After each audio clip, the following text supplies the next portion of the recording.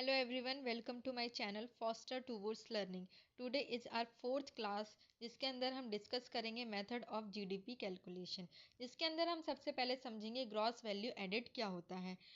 हमने कल समझा था जीडीपी क्या होती है। जीडीपी क्या थी कि किसी टेरिटरी के अंदर जितनी गुड्स एंड सर्विसेज प्रोड्यूस करी जा रही है with in a particular period of time, उसे हमने क्या बोला था, जीडीपी बोला था। उसी जीडीपी में अगर मैं बात करूँ किस सेक्टर ने कितना कंट्रीब्यूशन करा है, एग्रीकल्चर सेक्टर ने कितना करा है, मैन्युफैक्चरिंग सेक्टर ने कितना करा है, हर एक लेवल पे अगर मैं उस अमाउंट को ऐड करके जीडीपी बताऊं तो उसी को क्या बोलेंगे, gross value added. Measure the value of goods and services produce in an area, sector और industry, indicate the contribution of different sector to the economy. तो वही ये क्या बताता है कि किस किस सेक्टर ने कितना कंट्रीब्यूट करा जीडीपी के अंदर, तो वही हमें कौन बताता है, gross value added. Use to calculate GDP by adding taxes and subtracting subsidy on products। Depreciation को समझने के लिए सपोज करो एक मशीनरी है। एक मशीनरी है और वो मशीन चलने के लिए उसकी लाइफ है 10 ईयर्स की, और उस पर हर साल 10% का डेप्रिसिएशन लगता है। मतलब 1 लाख उस 10 लाख में से हर साल घटता रहेगा। तो जो 1 लाख हर साल उसकी वैल्यू कम हो रही है तो उसी को क्या बोलेंगे हम, डेप्रिसिएशन। उस represent the loss in the production capacity of an asset. तो उसकी प्रोडक्शन कैपेसिटी भी कम हो जाएगी, उसकी वैल्यू भी कम हो रही है। तो इसी वैल्यू को अकाउंटिंग टर्म्स में क्या बोलते हैं, हम डेप्रिसिएशन बोलते हैं। नेट डोमेस्टिक प्रोडक्ट एनडीपी हमने पढ़ा हुआ है। जीडीपी ग्रॉस में से जब हम नेट को माइनस करते हैं तो हमारे ग्रॉस में से जब हम डेप्रिसिएशन को माइनस करते हैं तो हमारे पास आता है नेट। तो यही हमने पढ़ा था जीडीपी। जीडीपी में से जब मैं डेप्रिसिएशन को माइनस कर दूंगी तो मेरे पास क्या आएगा, जीडीपी में से जब मैं डेप्रिसिएशन को माइनस करूंगी तो मेरे पास आएगा एनडीपी आएगा। क्या आएगा, एनडीपी आएगा। अब आगे हम बात करते हैं method of GDP calculation. GDP को कैलकुलेट करने के 3 मेथड है, expenditure method, production method, income method. जिसमें सबसे पहले हम बात करेंगे एक्सपेंडिचर मेथड क्या होता है। एक्सपेंडिचर मेथड को समझने के लिए हम समझते हैं कि ये जो फॉर्मूला दिया हुआ है, जीडीपी सी प्लस आई प्लस जी प्लस एक्सपोर्ट माइनस इम्पोर्ट, ये है क्या। सी सी रिप्रेजेंट करता है हाउस होल्ड, हम जैसे लोगों के कंजम्पशन को। हाउस होल्ड जो मनी स्पेंड करती है कंजम्पशन के लिए, उसका हम क्या बोलेंगे, सी। आई कॉरपोरेट क्या करते हैं, मनी को स्पेंड करते हैं इन्वेस्टमेंट के लिए। सी से जो हाउस होल्ड कंजम्पशन करेंगे, और आई से जो कॉरपोरेट होगी वो इन्वेस्टमेंट करेगी, और जी गवर्नमेंट भी तो होगी, कुछ परचेजेस करेगी, इंफ्रास्ट्रक्चर बनाएगी, डेवलपमेंट करेगी for the welfare of people. और एक्सपोर्ट माइनस इंपोर्ट, एक्सपोर्ट में क्या होगा कि एक्सपेंडिचर, यहाँ पे मैंने सबसे पहले क्या बात करी कि हाउस होल्ड कितना खर्चा करता है। सेकंड नंबर पे मैंने बात करी कॉरपोरेट कितना खर्चा करता है। थर्ड नंबर पे मैंने बात करी कि गवर्नमेंट कितना खर्चा कर रही है। अब एक्सपोर्ट, मैंने किसी प्रोडक्ट को बनाया तो अपनी कंट्री में, लेकिन उसको सेल कहाँ करा, दूसरी कंट्री में, लेकिन खर्चा तो मैंने ही करा था। लेकिन इंपोर्ट में क्या है, उस प्रोडक्ट को बनाया किसने, अदर कंट्री ने, खर्चा किसने करा, अदर कंट्री ने करा है।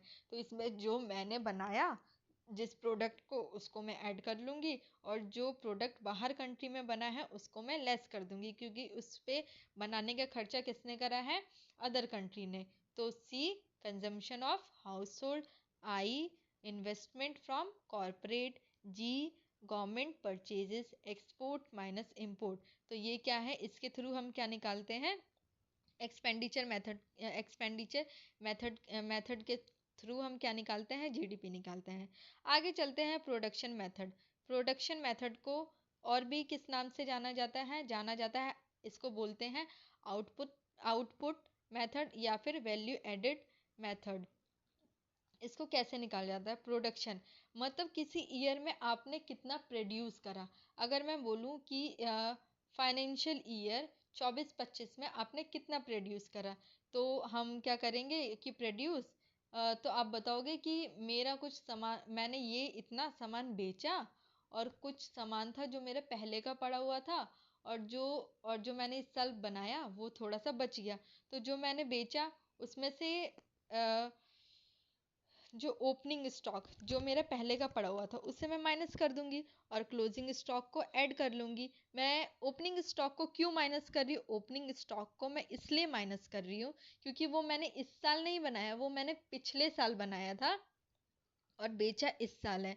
लेकिन जो मैंने इस साल बनाया क्लोजिंग स्टॉक, वो मेरा बच गया। वो क्या हुआ? मेरा बच गया, लेकिन बनाया तो मैंने इसी साल है। तो हमें ये बताना है कि इस साल हमने कितना प्रोड्यूस करा। तो जो मैंने बेचा कितना, हो सकता है जो मैंने बेचा वो मेरे पहले का भी माल पड़ा हो, उसको मैंने बेच दिया, उसको मैं हटा दूंगी। और जो मैंने अभी बनाया क्लोजिंग स्टॉक, उसको मैं क्या करूंगी? ऐड कर लूंगी। तो इस तरीके से हम क्या निकालते हैं? Goods produce during the year. तो इससे मतलब प्रोडक्शन मेथड से भी हम अपनी जीडीपी निकालते हैं, जिसके लिए ये फॉर्मूला होता है, जिसके इसके थ्रू निकालते हैं। गुड, एक बार दोबारा कर लेते हैं। Goods produce during the year, जितना गुड्स मैंने इस साल बेचा और उसमें से हो सकता है कुछ पहले साल का पड़ा हुआ था जिसको मैंने लेस कर दिया, और क्लोजिंग स्टॉक कुछ माल जो मैंने बनाया था इसी साल बनाया लेकिन वो बच गया, लेकिन बनाया तो इसी साल है, इसलिए इसको ऐड कर लेंगे। आगे बढ़ते हैं। आगे हम बढ़ते हैं इनकम मेथड। इनकम मेथड, अब मैंने जीडीपी समझा दी है, जीवीए बता दिया है, मतलब वही जीडीपी को किस किस सेक्टर ने कितना कंट्रीब्यूट करा है, हर एक स्टेज पे वैल्यू को ऐड करके जो हमें जीडीपी बताएगा वही क्या है? GVA. GVA eight basic price, मैंने बताया था कि कॉस्ट प्राइस से बेसिक प्राइस पे आते हैं तो प्रोडक्शन टैक्स लगता है और प्रोडक्शन सब्सिडी को माइनस करा जाता है।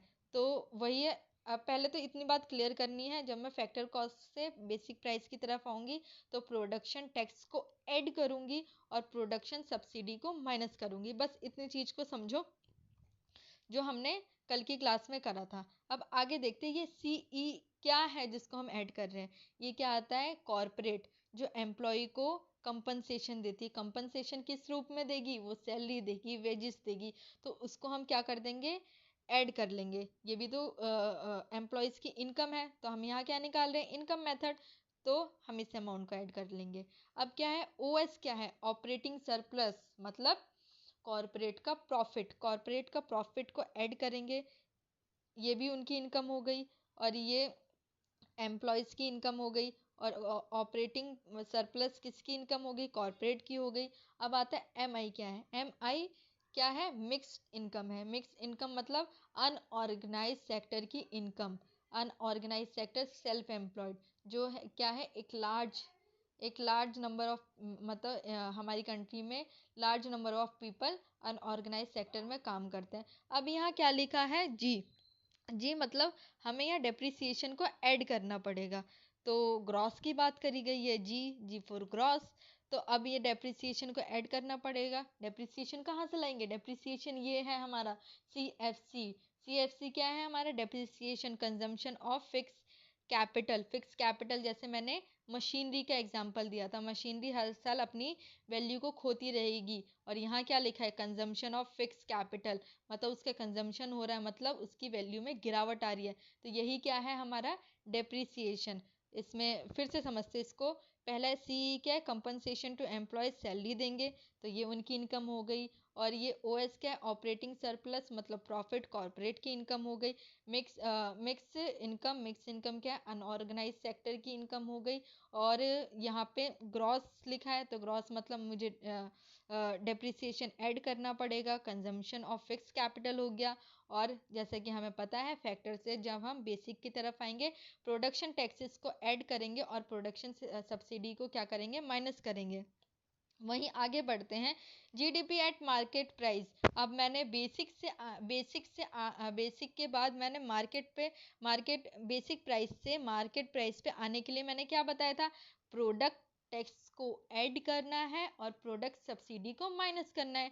तो जीवीए एट बेसिक प्राइस तो मैंने ऊपर निकाल लिया, और कल ही बताया था जब मार्केट प्राइस पे आएंगे तो प्रोडक्ट टैक्स को ऐड कर लेंगे और प्रोडक्ट सब्सिडी को माइनस कर देंगे। तो यही था।